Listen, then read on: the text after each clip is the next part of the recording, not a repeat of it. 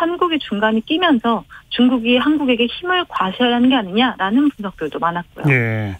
마지막으로 아까 일부에서도 잠깐 전해드렸습니다만 월북한 그 미군 병사, 북한이 드디어 그 관련 정보 제공했죠. 네, 북한이 지난달 경기도 파주 판문점에서 이 무단 월북한 미군에 대한 정보를 최초로 제공한 사실이 확인이 됐습니다. 유엔군 사령부가 지속해서 북한 측에 월북한 주한 미군 트레비스 킹에 대한 행방에 대해서 정보를 요청했지만 북한은 보름이 넘도록 일절 응답을 하지 않다가 지난 3일에 킹의 신병을 확보하고 있다는 사실을 유엔사에 전달한 것으로 확인이 됐습니다. 예. 다만 유엔사 측은 킹 이병을 집으로 돌려보내려는 우리의 노력에 방해가 되지 않도록 하기 위해서 북한의 응답 내용에 대해서는 상세히 공개할 수가 없다. 이렇게 밝힌 상황입니다. 비록 정확한 정보 내용은 공개가 되지는 않았지만 북한이 킹의 신병을 확보하고 있다고 대답을 했다는 것 자체가 이제는 협상의 준비가 되어 있다는 걸 의미하는 게 아니냐라는 분석이 나오고 있습니다. 그렇죠. 현재 킹 이병은 전쟁 포로로 분류되어 있지는 않습니다. 왜냐하면 자발적으로 월북한 정황이 명확하기 때문이고요. 전쟁 포로는 어떤 때에도 인도적으로 대우받아야 하고 인간적인 존엄성이 손상돼서는 안 된다라는 제나라 협약에 의거해서 대우를 받을 수 있는데 아마 킹 이병은 이런 대우를 받지 못할 것으로 보입니다. 네, 빨리 좀 협상이 시작됐으면 좋겠네요. 네, 서울신문의 송현석 기자 고맙습니다. 감사합니다.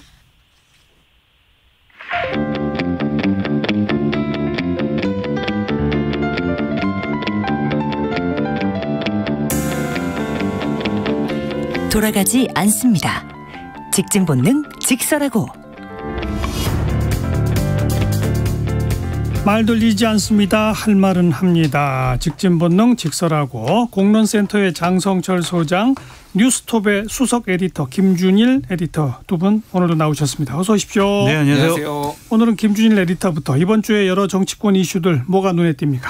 사실 저는 정치권 이슈들보다는 이 국민들도 아마 가장 많이 생각하셨을 텐데 이 묻지마 이 살인 범죄. 이게 아마 이 범죄가 굉장히 큰 충격을 줬을 거예요. 그 이후에 굉장히 모방 살인 예고, 모방 범죄 등등등 해가지고 그래서 이것도 참 심각하다라는 그렇죠. 건데 그거를 제외하고 말씀을 드리면은 두 가지인 것 같습니다. 아까 앞에서도 나왔지만 좀 잼버리 이게 이 정도까지 커질 상황이었나? 그러게요. 이게 좀 굉장히 갑갑하다라는 생각이 들고 그다음에 이제 김은경 혁신위원장을 둘러싼 이제 어제 또 올라온 많은 개인사와 관련 논란 등등까지 해가지고 이게 민주당에 어떤 영향을 줄까 이런 것들이 좀 많이 눈에 띄었습니다. 장 소장 추가한다면 장모 씨가 얘기한 이재명 대표 10월 사퇴론 그 논란이 지난주에 좀 본인이라고 하세요. 네, 본인이 했습니다.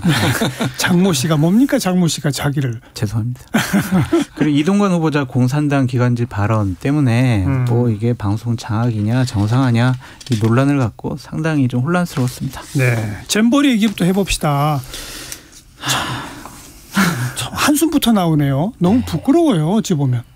네, 우리 그 상황을 김준일 대표께서 역사적인 여론을 이거 히스토리를 좀 한번 설명을 드리는 게 좋을 것 같아요. 그래서 이게 이제 어떻게 시작이 돼서 어떻게 유치가 되고 준비가 어떻게 됐는데 무슨 문제가 발생을 했는지. 처음에 이게 시작이 된 게 2011년입니다. 굉장히 오래됐어요, 사실은. 2011년에 한국 스카우트 연맹이 세계 잼버리 예비 후보지 공모를 시작했어요. 국내에서 그러니까. 그래서 이거를 가지고 세계 스카우트 연맹에 신청을 하겠다. 한국 내에서 개최지로 선정되길 원하는 곳 공모. 그래서 2012년 4월에 전라북도가 전북이 새만금을 후보지로 이제 낸 거죠. 그러니까 그때 이제 새만금을 왜 갑자기 내세웠냐라고 했을 때는 그때 당시 언론 보도를 보면은 여기에 아무런 인프라가 없기 때문에 잼버리를 유치를 해가지고 인프라를 한번 유치해보겠다 이런 의도가 있는 거 아니냐라는 얘기가 상당히 이미 있었고요. 실제 그래서 그게 새만금 공항을 문재인 정부 때 유치하는데 예타까지 면제됐거든요. 알겠어요. 결과적으로 이제 그런 거 됐죠. 그래서 강원도 고성하고 전북 새만금하고 경쟁을 했는데 결국은 한국에서 한국 스카우트 연맹이 결정을 한 거예요. 2015년 9월에 한국 스카우트 연맹이 새만금으로 결정을 했습니다. 그래서 이제 박근혜 정부 시절에 2016년 3월에 이제 정부 차원에서 이거를 유치를 하기로 했다라고 한 거고 2017년 8월에 이제 문재인 정부 때죠. 이때는 폴란드를 제치고 최종 선정이 됐어요. 네. 그래서 이제 이거는 박근혜 정부부터 문재인 정부까지 이어졌고 결국은 윤석열 정부에 이제 개최가 되는 세계 정부에 이제 걸쳐져 있는 거죠. 예. 중요한 거는 이제 이겁니다. 그러니까 아까 얘기했듯이 이거를 이제 그 어떤 인프라를 만들기 위해서 했는데 이게 일본에서도 이런 비슷한 사례가 있었거든요. 일본이 이제 그 어디였냐면은 이 직전 대회가 4년 전에 있었는데 거기가 야마구치현에서의 키라라 하마라는 곳이 있었는데 여기도 간척지였어요. 엄청 더웠다면서요. 또. 예, 여기에서 그때도 40도에 육박을 해가지고 전체 참가자 33,628명 중에 3,247명 그러니까 10%가 병원에 찾았습니다. 10병으로. 근데 결과적으로 보면은 참가자 만족도가 97.7% 조사 결과가 나왔어요. 예. 그러니까 여기는 더워도 준비를 잘하면 만족도를 높일 수 있다. 더웠음에도 불구하고 조직위가 그거를 제외하고는 다 완벽하게 준비가 됐다라는 알겠습니다. 거예요. 아니, 예. 조금만 하나만 더 말씀드려요. 왜 그러냐면 이게 왜 차이가 났냐면은 여기는 간척지로 만든 지 50년이 됐어요. 그러니까 여기는 공원으로 이미 쓰고 있었어요. 근데 새만금 같은 경우에는 여기를 그제서야 우리가 그 새만금을 한 다음에 하니까 알겠어요. 염분이 안 빠져가지고 나무를 심을 수 없고. 그다음에 이제 그 윤석열 정부가 가장 문제는 여기에다가 시설물을 그러면은 대폭 지원을 했어야 되는데 여가부가 문체부가 아무것도 안 했다라는 거죠. 그게 이제 가장 패착인 것 같습니다. 자 그런데 2011년부터 시작된 이 얘기를 김준일 에디터가 왜 이렇게 길게 해야 되는 거예요? 그 이유가 뭐예요? 아니 그러니까 이게 제가 지금 화가 나는 게 뭐냐면은. 또 싸우고 있어요. 문재인 정부 때문이다. 뭐 누구 때문이다. 뭐 이거 전북도 때문이다. 그러니까 이거는 모두의 책임이에요. 사실은 모두의 책임이 있다라는 거를 좀 말씀을 드리고 싶고 그 중에서 가장 문제는 그러니까 나무를 심겠다고 했는데 나무를 못 심었어요. 그리고 평탄화를 해야 돼서 이거 높여야 돼야지 배수로를 만들 수 있는데 그것도 돈이 없다고 못했어요. 이런 상황을 작년 3월에 그래서 전북도가 심지어는 이거 1년 연기하자라고 얘기를 했거든요. 예. 근데 정부에서 안 된다고 그랬어요. 예. 그러면은 대안을 내놔야 될 거 아니에요. 이거에 대해서 그러면은 정부가 어떤 식으로든지 무슨 시설물을 막 다 투입을 해가지고 돈을 많이 들여서라도 이런 일이 안 생기게 했어야 되는데 저는 윤석열 정부의 무책임에 대해서 말씀을 드리고 싶은 게 네. 이런 상황이 계속 경고가 되고 작년 10월에 국정감사에서도 전북 의원이 부안 의원이 이거에 대해서 문제 제기를 했음에도 불구하고 아무것도 안 하고 있다가 여가부에서는 계속 준비 다 잘 되고 있다라고 거짓말만 하다가 지금 여기까지 왔거든요. 예. 그러니까 이 정부의 지금 뭐 전 정부도 문제지만 이 정부의 이제 무책임과 무능을 이제 지적을 안 할 수가 없는 거죠. 그런데 국민의힘에서는요. 공식적으로 선포했습니다. 뭐라고요? 문재인 정권, 민주당, 전북도 책임을 묻겠다. 너희들 가만두지 않겠다. 우리 조사하겠다. 이런 것이고 이제 결국에는 다음 주부터 얘기 나올 거예요. 잼버리 예산 1,000억 누가 어떻게 썼는지 그 잼버리 카르텔 우리가 수사와 조사로 밝히겠다라는 건데 저는 국민의힘이나 윤석열 정권에서 행해지는 모습을 보면 참 무능력하고 무책임하고 뻔뻔한 나쁜 정권이 아니냐라는 좀 생각이 듭니다. 그래서 저도 김준일 에디터랑 같이 너무 화가 나서 어쩔 줄을 모르겠어요. 무능력한 정부 행정은 어떤 거냐면요. 이런 스타일이에요. 문제점을 막 사람들이 지적을 해요. 그러면은 걱정 마세요. 우리 잘 대비하고 있습니다. 걱정하지 마세요. 다 그렇게 얘기를 해요. 예. 그런데 사고가 터져요. 그러면은요 남 탓을 해요. 전 정부 때 잘못한 겁니다. 네, 그러면서 또 부하 탓을 해요. 책임을 돌려요. 그러면은 또 어떤 현상이 나타나냐면 군인이 투입됩니다. 그래서 시설 보강하죠. 네, 그리고 기업들이 또 성금 내고 후원하고 네, 뭐 물도 갖다 주고 자원봉사자 막 달려서 맞아요. 그런 다음에 자 우리 그러면은 정부 예산 공식적으로 투입을 해가지고 이거 보완하자. 나중에서야 행정력이 또 작동이 돼요. 이거는 가장 무능력한 정부의 모습이다라고 볼 수밖에 없고 저는 이러한 뭐 조직위원장, 집행위원장 이분들이 과연 이 잼버리라는 국제적인 행사를 제대로 준비하고 신경을 썼느냐 인식부터 잘못됐다 그렇게 좀 말씀을 드리고 싶습니다. 이게 문제가 딱 불거지고 그 며칠 사이에 뭐 장관이 가고 총리가 가고 대통령이 전화로 계속 지시하고 며칠 지나니까 현지 상황이 뚜렷이 좋아졌다라는 보도가 나오잖아요. 저는 그걸 보면서 더 어이가 없는 거예요. 맞아요. 아니 며칠 상관에 그렇게 뚜렷이 좋아지게 만들 수 있는 사람들이 왜 사전에 그거 안 했느냐 말. 글쎄요. 이 문제가 터질 거라고 예상은 못했다는 게 제일 큰 문제 아니에요? 그게 무능력한 거라니까요. 그러니까요. 그러니까 이런 것들은 국민적인 지탄을 받을 수밖에 없고 예. 저는 이 지금 그 여가부 장관 있잖아요. 이분이 브리핑을 할 때 보면 아무것도 모르는 것처럼 보이고 또 인식이 잘못됐다라는 게 아직도? 예. 그리고 어제 발생한 이제 성범죄와 관련된 것에 대해서도 저는 경미한 거로 보고받았어요. 이렇게 얘기를 해요.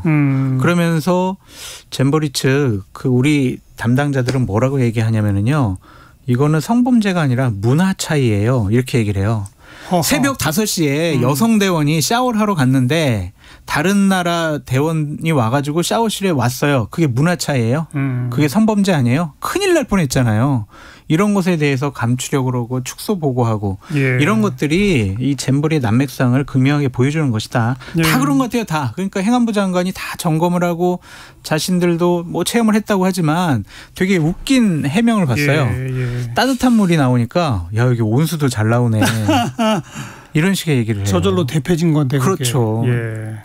너무해요. 이 어른들이. 요거 하나만 말씀드리면은 오늘 원래 K-팝 공연이 오늘 저녁에 열리기로 예정돼 있었는데 11일로 연기됐죠. 장소가 아직 결정이 안 됐다라는데 지금 문제는 태풍이 올라오고 있어요. 그렇죠. 그래서 지금 10일 날에 보면은 부산 앞바다로 오는데 이게 방향 조금만 틀면은 한반도 관통하면은 이게 할 수 있을지 이것도 굉장히 걱정돼서 아마 제 생각에는 체육관으로 가지 않을까. K-팝 공연은 원래 실내로 가지 않을까 그렇게 되는데 어쨌든 만전에 좀 기회 줬으면 좋겠습니다. 예.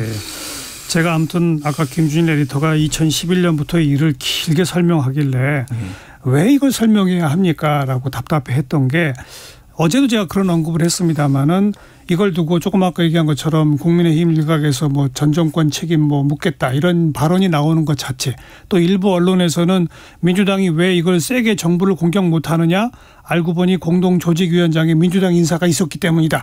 이렇게 정치적인 이야기로 풀어나가는 정치권과 언론 모두가 전 너무 잘못됐다고 보기 때문이거든요.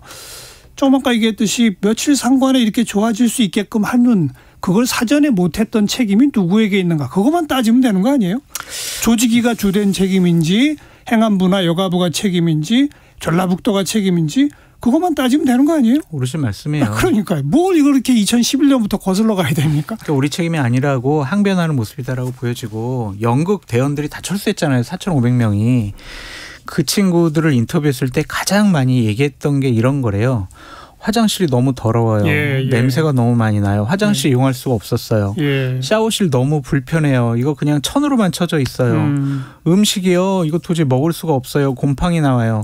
그리고 가장 문제는요. 벌레예요. 도저히 벌레 때문에 도저히 어떻게 생활할 수가 없어요. 더위라는 얘기는 나중 문제였어요. 이렇게 미리미리 정부, 공권력, 행정부가 충분히 대비할 수 있는 문제들에 대한 지적이 많이 나왔단 말이에요.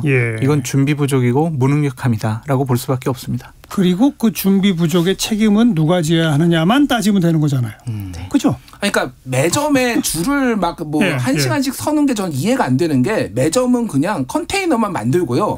전기만 해놓고요. 에어컨만 설치하면 됩니다. 이거는 그러니까 사람들이 왜 매점에 줄을 섰냐면은 너무 더워가지고 매점 들어가서 에어컨 쐬겠다고 지금 매점에 간 사람들도 많았거든요.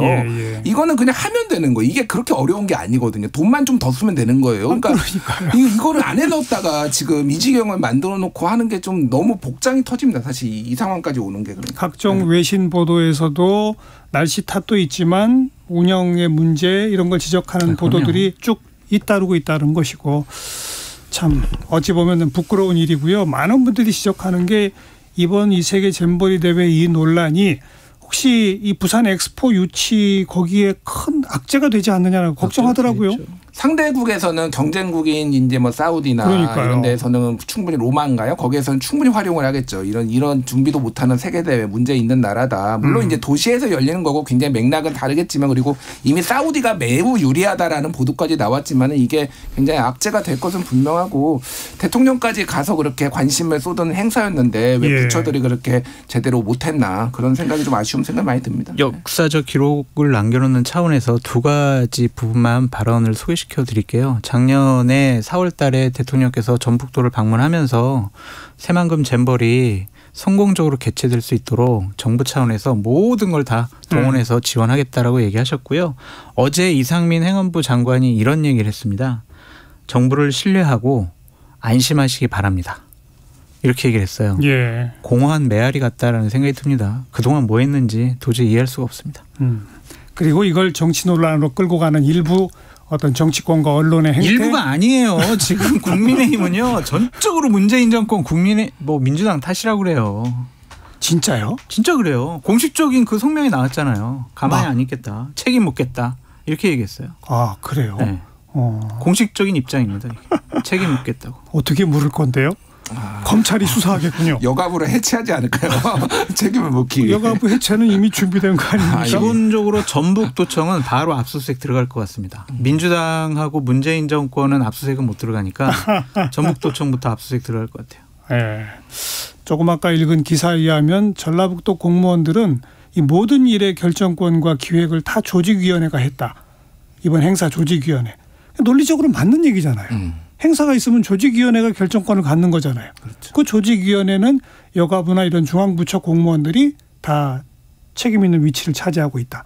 문제가 터지니까 전라북도 공무원들 수백 명을 차출해서 화장실 청소를 시키고 있다는. 그러니까요. 그런 얘기도 나오던데. 그러니까 쉽게 얘기를 하면은 평창 국제올림픽이 열렸잖아요. 그러면은 그거를 평창이 책임집니까? 강원도가 책임집니까? 조직위원회죠. 조직위원회고 그거는 결국은 정부가 책임. 이게 잘 돼도 정부가 잘 돼서 거의 공을 가지고 가는 거고 지역도 가지고 가지 못 되면은 정부가 책임을 지는 건데 이것도 새 국제대회니까 마찬가지예요. 이거는 뭐 전북이 문제가 있었고 그것도 다 이제 조사도 해봐야 되지만 결국은 정부가 할 수 있는 부분은 못했다라는 게 다 드러난다라면은 정부 스스로 자기를 압수수색해야죠. 근데 한 가지 이제 좀 실무적으로 좀 문제점을 지적할 수밖에 없는 게 뭐냐면 이 잼버리 조직위원회 사무총장이 여가부 출신이거든요. 그러니까요. 여가부 장관 출신, 여가부 출신인데 여가부에서 권익증진국장, 운영지원과장, 권익정책과장 이런 역할만 해오던 분이에요. 이런 큰 행사에 사무총장을 하면서 치러본 경험이 없단 말이에요. 근데 주관부서가 여가부니까 여가부의 기조실장 출신을 우리가 데려다가 쓴다. 예. 이러한 것이 과연 맞는 인사 선택이었느냐. 그것도 우리가 한번 판단해 봐야 될 것 같습니다. 이건 입이 10개라도 할 말이 없습니다. 철저한 책임 규명은 뒤에 좀 해야 될 것이고요. 그게 진짜 무슨 정권 탓으로 갈 문제인지 그렇지 않은지는 거기서 드러날 거라고 보여집니다. 1시 31분 좀 지났네요. 잠깐 교통정보 전해드리고 토론 이어가죠. 김유하 씨. 네, 시각 교통정보입니다. 먼저 경부고속도로 서울 방면으로 옥산에서 목천 부근까지 18km 극심한 정체고요. 이후 양재에서 반포까지도 속도 내기 어렵습니다. 서해안고속도로 서울 쪽으로는 해미 부근에서 운산터널까지 정체고 또 당진에서 서해대교까지 20km 가까이 밀리고 있습니다. 또 상습 정체 구간인 일찍에서 금천까지 속도 떨어지고 있고요. 영동고속도로 인천 쪽으로는 봉평터널에서 둔내터널까지 횡성 휴게소에서 새말 부근, 또 덕평에서 양지터널 사이에서 시간이 많이 걸리겠습니다. 이후로 호법분기점 부근에서는 사고를 처리하고 있어서 더 주의하셔야겠습니다. 서울 양양고속도로 서울 쪽으로는 설악에서 화도 부근 사이에서 가장 많이 밀리고 있고요. 남해고속도로 순천 쪽으로는 함안 부근 4차로에서 승용차 관련 사고를 처리하고 있어서 1km가량 여파받고 있습니다. 오늘 귀경 방면으로 오후 4시에서 5시 사이가 최대 정체 시간이 되겠습니다. KBS 교통정보센터에서 김유라였습니다.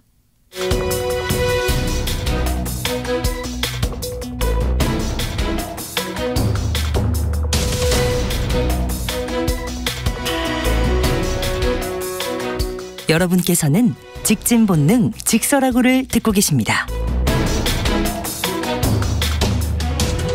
정관용의 시사본부 매주 일요일 2부 직진본능 직설하고 공론센터 장성철 소장, 뉴스톱의 김준일 수석 에디터 두 분과 함께하고 있습니다. 자, 김은경 혁신위원장 노인 폄하 발언 그리고 개인 관련 각종 보도. 자, 노인 폄하 발언은 많이 알려졌는데 개인 관련 각종 보도가 무슨 얘기죠? 그러니까 신우이라는 분이 이제 올렸는데 미주 한국이 칼럼니스트고 본인을 밝혔어요. 그러니까 이게 이제 브런치라는 일종의 이제 블로그에다가 올렸고 요게 이제 언론 보도로 계속 알려졌는데 제목이 혁신위원장 김은경의 노인 폄하는 그녀에게 일상이다. 라는 이제 주장입니다. 그래서 2003년에 이제 미국에 이제 건너가서 오랫동안 미국에 거주하고 있는데 이 김은경 위원장이 쉽게 얘기를 하면은 이게 남편이 이제 뭐 극단적 선택을 했어요. 굉장히 오래 전에. 그런데 그 이후에 이제 시부모를 제대로 모시지도 않았고 그리고 금감원 부원장 할 때 이제 시부가 돌아가셨는데 그때 갑자기 나타나가지고 본인이 거둔 조의금 이런 거를 싹 챙겨갔다. 뭐 이런 내용이고 전체적으로 보면은 그러니까 뭐라고 해야 이거를 제가 사실관계가 확인이 완벽하게 되지는 않은 거라서 일단 그 신우이의 주장이죠. 예, 세세한 거를 다 말씀드리기는 그렇습니다. 내용이 약간 충격적이던데 좀. 그러니까 인성에 문제가 있는 거 아닌가 이런 게 좀 될 정도로 세세한 것들을 보면은 이제 뭐 회사를 가로챘다 남편의 회사를 가로채 가지고 김은경이 자기 동생을 대표로 세웠다 뭐 이런 주장도 있었어요. 근데 사실은 이제 상속을 받으면은 부인이 그렇죠. 이제 받는 건 당연한 거예요. 당연하죠. 그러니까 이거를 본인 입장에서는 신우 입장에서는 가로챘다라고 얘기를 하지만 법적으로는 가로챘다고 볼 수는 없다고 저는 생각을 합니다만. 그렇죠. 어쨌든 이거를 여러 가지로 이 전체 이 시가 쪽을 굉장히 홀대해 왔다라는 게 이분의 이제 주장이고 아직 반응이 없어요 일단은 이쪽에. 그래서 여러 그동안의 악재들 중에서도 이것까지 인성 문제까지 조금 나오면서 조금 자리를 유지하기가 힘들지 않을까 좀 이런 전망들이 나오고 있습니다. 뭐 다음 주 중에 혁신위원회에 혁신안을 발표한다고 그러는데 이게 발표가 가능할지도 우선 궁금해지는 상황이죠. 근데 김 위원장은 혁신의 의지는 그대로 간다라고 그러면서 정신력이 아직도 강고하다라고 표현을 하고 있고요. 일단은 계획상 8일 날 내년 총선에서 미래의 정책을 다룰 전문 인재 영입을 확대하는 내용을 포함한 혁신안을 1차적으로 얘기를 하고요. 2차적으로는 정책 역량 강화 방안, 3차적으로는 정당 조직 현대화 방안 이 혁신안을 발표하겠다라는 입장이고 8월 20일까지 혁신위원회를 마무리하겠다라는 겁니다. 뭐 원칙적으로는 그게 맞죠. 뭐 개인의 발언 구설수와 이런 논란이 있더라도 혁신위원회는 원칙적으로는 정해진 일을 하는 게 맞죠. 근데 혁신위원회가 처음부터 출발할 때부터 우리는요 저 이재명 당대표를 보호하는 그런 혁신이라는 지적에 대해서 부인하지 않아요. 이재명 편이에요 라고 선언을 했어요. 혁신이 처음 출범할 때는요 돈봉투 사건 등 민주당이 나가야 할 길, 이재명 당대표 체제에 대해서 어떻게 국민적인 눈높이, 상식에 맞는 결정을 할 수 있을까, 어떠한 혁신안을 내놓을까 그런 걸 갖고 혁신하려고 했는데 결국에는 이재명 당대표 체제를 지키는 혁신위가 되었다. 이재명 당대표를 대변하는 혁신위의 모습을 보이고 있다라는 점 비판받을 지목이고. 근데 그건 아직 내용적으로는 드러난 바는 없죠. 근데 본인들이 얘기했잖아요. 근데 이제 다음 주에 공천 룰 같은 데서 이재명 관련된 친이재명이 분명히 드러나는 대의원제 폐지라든지. 그건 폐지는 안 하고 축소한대요. 이런 걸 들고 나오면 좀 논란이 되겠죠. 또 하나 지적하고 싶은 거는 이미 혁신위는 권위를 잃어버렸어요. 그러니까 혁신위원장의 저런 구설수, 잘못된 발언들, 또 그것을 대처하는 사후 뭐 조치 이런 것들을 보면 저분이 혁신안을 뭐 발표한다고 해서 민주당 의원들이 그래요, 우리가 다 받아들이죠, 그대로 합시다. 이럴 분위기가 아닌 것 같고 김준일 에디터 얘기한 것처럼 좀 다음 주에 자리를 보존하기도 쉽지 않지 않을까 그런 전망도 해봅니다.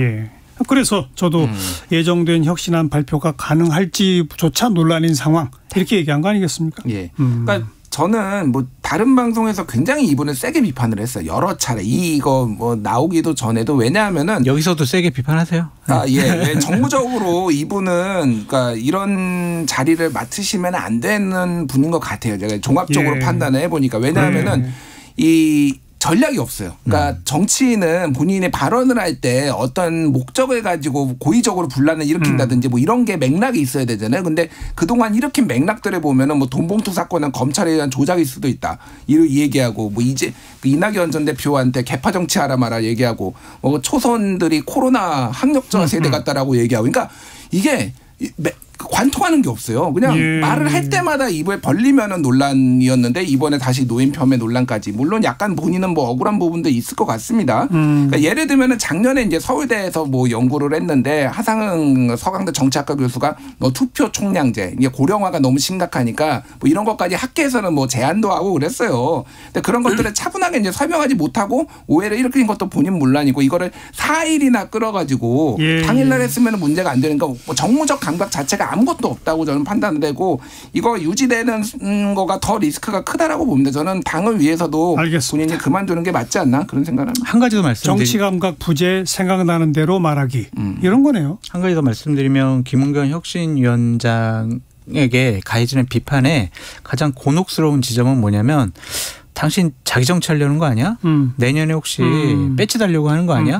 이런 비판을 하고 있는데 본인이 그거를 강하게 부인을 안 해요. 그러니까 어떤 얘기까지 했냐면 저 정치 안 해요. 요 정도까지만 했지 예전에 민주당의 김상곤 혁신위원장처럼 저 내년 총선에 불출마합니다. 저 뭐 절대로 배치 욕심 없습니다. 이런 얘기를 안 해요. 그러니까 지역 다니면서 여러 공청회하고 간담회 하는 것들이 알겠어요. 자기 정치하는 거 아니야? 라는 비판을 받는 겁니다. 네.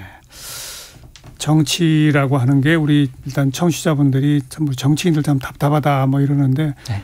정치가 사실 어려운 거고요. 어떤 역할이 안 어렵습니다. 아니 어떤 역할이 주어져서 한 일주일 한 달만 지나면 그 사람의 진면모가 드러나는 게 정치예요. 그렇죠. 바로 그런 면에서 어려운 거예요. 아닙니다. 기본을 갖추고 있느냐 아니냐가 드러나기 때문에. 기본 갖추는 게 어려워요? 그럼요. 상식적으로 합리적으로 하면은요 정치 하나도 안 어렵습니다. 그런데 자, 장성철 소장발 이재명 사퇴설. 제가 했던 이 발언 때문에 상당히 좀 논란을 불러일으켜서 죄송하다는 좀 생각이 드는데 향후 이제 하반기에 이제 이재명 당대표가 이제 다음 주에 복귀를 하잖아요. 이번 주에. 그러고 나서는 이재명 당대표 체제에 대해서 상당히 여러 가지 얘기가 많이 나올 것 같아요. 그러니까 김은경 혁신위원장 누가 임명했어? 이 사람 이거 민주당에게 여러 가지 뭐 피해를 주는 거 아니야? 지지율 올리는데 도움 안 주고 오히려 깎아먹고 있어. 이런 비판부터 시작을 해가지고 과연 당신이 그 자리에 있어서 공천권을 행사하고 내년 총선에 얼굴로서 책임을 진다면 우리가 총선 승리할 수 있어?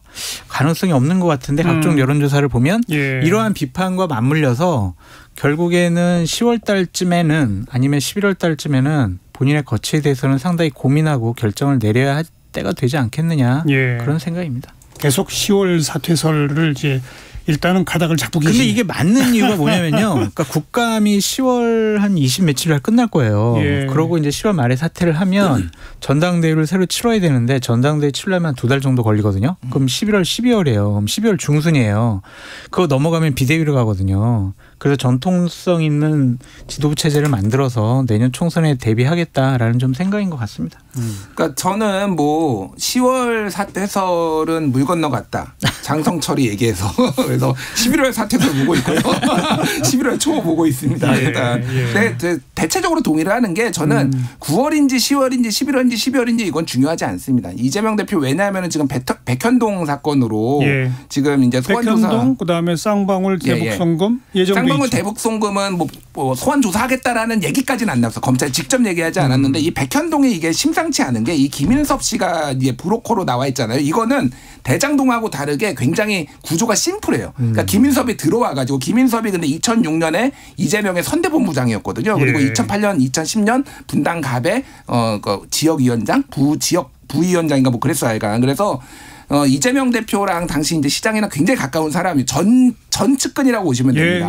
그리고 이 사람이 들어와가지고 이 회사에 이제 돈을 이제 뭐 따게 이제 수주하는데 엄청난 역할을 했다라는 건데 굉장히 심플하기 때문에 이 문제는 그리고 종상향이 4단계에 걸쳐서 이루어졌고 이런 과정들이 어떻게 이루어졌느냐를 아마 이재명 대표가 굉장히 곤혹스러웠고 저는 이게 오히려 다른 거는 뭐 배임이니 뭐 이런 걸로 막 여러 가지 빠져나갈 구멍이 있는데 굉장히 어렵고 쌍방울까지 있으면 아마 제가 보기에는 당에서 본인이 사퇴 안 하더라도 당에서 이거 가만히 있지 않을 가능성이 상당히 높아요. 검찰은 소환조사 후 구속영장 청구 방침이 거의 분명해 보이고 이제 그동안 이 불체포 특권 내려놓겠다라고 해온 그 바가 있기 때문에 법정에 가서 영장 실질심사를 받을 것이고 거기서 만약 구속 집행이 된다면 그건 뭐 돌발 변수이긴 하지만 그럼 이제 그때로부터 시점이 계산이 되겠죠.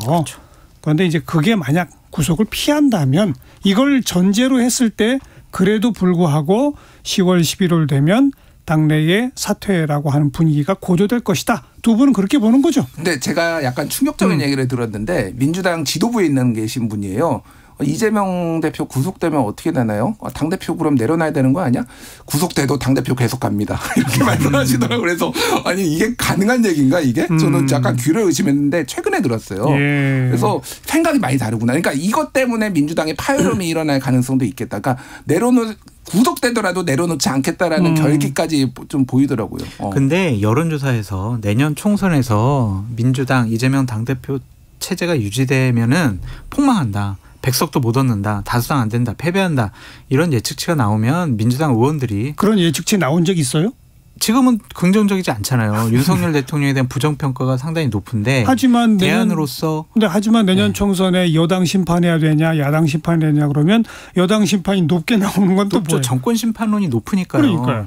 윤석열 대통령이 국정 운영을 제대로 못한다라는 부정평가가 야당을 대안으로 생각하는 수치가 더 높게 나오긴 하는데 예. 현실적으로 이재명 당대표가 얼굴로서 그렇죠. 치른다라는 것은 다른 의미라고 보여지고요. 알겠습니다.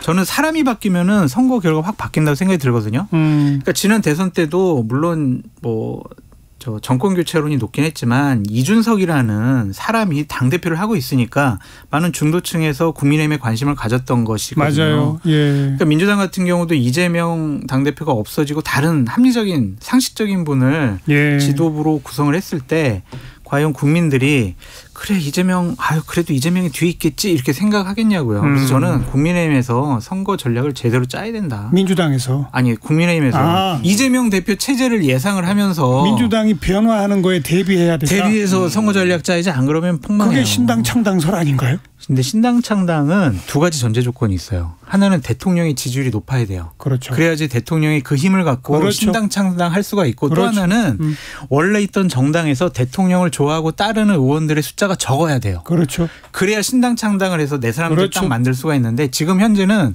두 가지 다 전제 조건이 안 돼요. 열린우리당이 그런 경우죠. 맞아요. 열린우리당이 대통령 지지도는 높고 소수를 데리고 나가도 그땐 또 물론 탄핵 그게 있었긴 했습니다만은 성공 가능성을 한번 점쳐볼 수 있는 게 신당이죠. 근데 지금은 아니라는 얘기 아닙니까? 아니, 한마디로. 심평 변호사가 그 얘기를 했는데 어제 얘기를 했죠. 죄송합니다. 제가 잘못 알았고요. 저는 심평 변호사는 솔직히 스피커로서의 신뢰도가 많이 떨어져서 좀 걸러듣는 편인데 정치권에서 이 얘기는 나옵니다. 이재명, 김기현 운명 공동체설. 이재명이 끝까지 가면은 김기현도 끝까지 가고 이게 그러니까 적대적 공생 관계니까 이재명이 날아가면은 김기현도 국민의힘에서는 무조건 날릴 수밖에 없다. 알겠습니다. 근데 별로 신경 안 쓰는 것 같아요. 별로 신경 안 써요. 김기현 대표는 신경 쓸 걸. 있든 말든. 뭐 새삼 거듭 말씀드리지만 뭐 10월 사퇴설 뭐 등등은 저희가 작년부터 얘기하던 거예요. 그러니까요. 찬바람 불기 시작하면서 여론조사 결과에 따라 민주당 지도체제는 흔들릴 것이다. 항상 그 말을 해왔던 것이고 아직까지는 그 여론조사 결과가 충격적으로 흔들리는 정도까지는 아니기 때문에 좀 미적미적한 거예요. 지금 상황으로는. 자, 이제 앞으로 뭐 체포동의안 등등, 아니 체포동의안이 아니라 구속영장 등등 요 파고를 그 파고를 어떻게 넘기느냐, 요거에 아마 좀 관건일 수 있을 것 같고. 아까 마지막으로 언급된 게 그 이동관 후보자죠. 현재로서는 발언 중에 공산당 기관지, 그죠? 네. 이거는 뭐 공영방송 KBS, MBC를 제대로 우리가 장악을 하겠다라는 의지의 표명이 아니냐라는 좀 생각이 듭니다. 혹시 아주 중립적으로 그 뭐 진보 보수 양쪽 언론 모두를 비판한 건 아닐까요? 근데 이분이 과거에 했던 행적과 행동들을 보면 그렇게 좀 중도에서 합리적으로 생각하고 판단한 분은 아닌 것 같다라는 좀 생각이 들어가지고요. 본격적으로 진행이 될 거다라고 하는 것은 순진한 생각 같아요. 이미 계획을 다 짜놓고 이미 진행하고 있잖아요. 네, 계획을 다 짜놓고 플랜 KBS 이사장 이사, MBC 박문진 이사장 이사 해임 지금 하고 있잖아요. 네. 그 이전에 한상혁 방통위원장 해임부터 시작해서 수신료 분리징수 시행령 개정까지 쭉 일사불란하게 그 전에 최민희 그 방통위원 추천된 거 임명도 안 하고 있죠. 이미 쭉 가고 있는 거 아닙니까? 네, 기본적으로 방송을 장악해서 내년 총선에 뭐 승리할 수 있는 주요한 기반은 좀 마련하겠다. 그것을 이제 국민의힘 쪽이나 대통령실에서는 방송 환경 정상화라는 단어를 쓰고 있고요. 저는 민주당도 좀 비판 좀 잠깐 하고 갈게요. 당연히 비판 받아야죠. 왜냐하면 문재인 정권 시절에 똑같이 했어요. 네, KBS, MBC 사장 무리하게 쫓아냈고요. 본인들이 계속 뭐 대선 공약 그리고 매년 총선 공약으로 내세웠던 방송법 그리고 공영방송 지배구조 개선 이런 법안 처리 안 했어요. 왜 안 했냐고요? 자기들이 20년 50년 집권할 것 같으니까 KBS, MBC 공영방송 자신들의 뜻에 맞는 방송하는 사람들로 채워넣고 싶으니까 안 고친 거예요. 제도적으로 법적으로. 그 KBS의 사장 임명을 할 때 이제 뭐 이사회에서 2분의 1로 통과되는 게 아니라 3분의 2로 통과시키자. 그 말은 적어도 야당도 동의하는 사장을 임명하도록 하자. 이런 안을 이 지난 대선 이전에 민주당이 주장을 했고 네.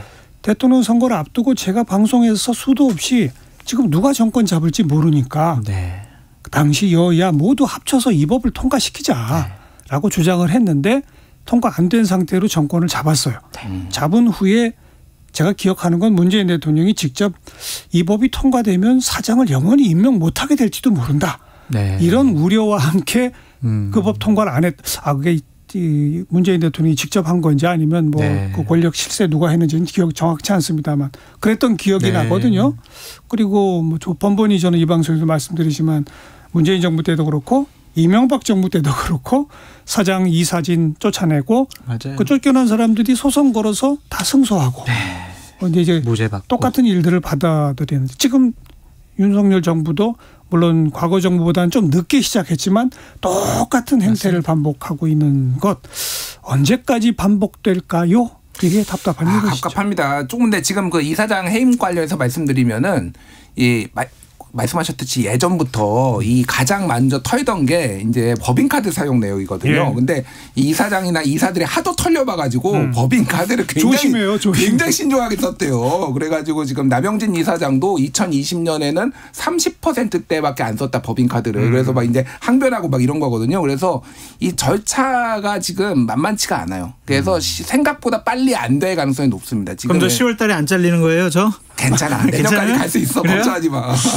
그러니까 생각보다 이게 당한 것들에 의해서 그대로 절차를 해서 지금 뭐 가처분 소송이라든지 이런 것들이 다 제동에 걸릴 가능성이 있다라는 얘기들이 나와서 조금 봐야 될 것 같고 말씀하셨다시피 내로남불이죠. 민주당도 내로남불인데 어쨌든 뭐 그거의 내로남불도 지적하지만은 이동관 신임 위원장이 하려고 하는 이거에 대해서는 명백하게 좀 비판을 해야 될 것 같습니다. 네. 그런데 참 우려스러운 거는 아무리 더 큰 한방이 인사청문회 때 이동관 후보자를 아프게 하더라도 윤석열 대통령은 끄떡하지 않고 이동관 후보자를 방통위원장으로 임명할 것 같습니다. 그건 뭐 뻔한 얘기죠. 네, 상당히 형식적이고 요식적인 행동이 될 것 같아요.